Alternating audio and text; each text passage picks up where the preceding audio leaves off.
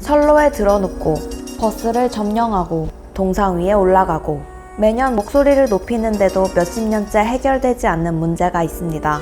사람이라면 누구나 가고 싶은 곳에 갈 수 있는 보편적인 권리를 가집니다. 장애인 이동권 문제가 처음 거론된 건 88 올림픽 전후입니다. 장애인 이동권이라는 단어가 처음 언론에 등장한 건 1994년. 그때까지만 해도 장애인 이동권은 생소한 개념이었습니다.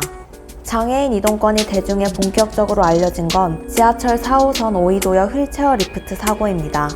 장애인 노부부가 수직형 휠체어 리프트를 이용하다 철심이 끊어져 추락사하는 일이 발생했습니다.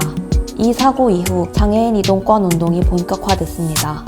그 결과 2003년 서울시에 저상버스와 장애인 콜택시가 최초로 도입됐고 2005년에는 장애인 이동권을 법률로 명시한 교통약자법이 제정됐습니다.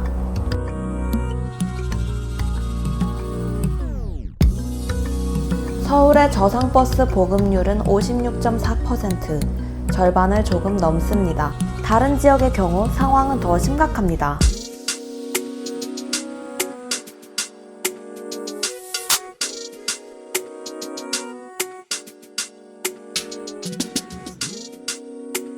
서울은 그나마 좀 괜찮아요.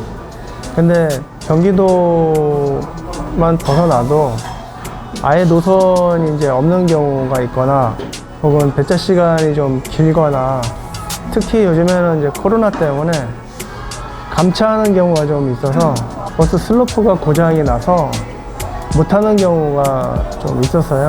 성남에 마을버스를 탈 일이 있었는데 그 마을버스가 그 노선이 전체가 저상버스였어요. 신기하다. 어떻게 전 노선이 저상버스일까 라고 해서 그걸 이용을 했는데 슬로프가 다 고장이 났어요. 아, 이건 좀 너무하다. 특별교통수단 역시 부족한 지역이 많습니다. 2급일 때는 탔었는데 재검받고 이제 등급이 상향 조정되면서 못 탔죠. 16년도 이후부터는 못 탄 것 같아요. 이게 보면은 많이 기다린다면은 한 40분? 적게 기다린다 그러면 한 10분? 장애인 콜택시를 탈 수 있는데 그냥 지하철 타는 경우도 있어요. 약속 지키려고. 건물 들어올 때 접근성?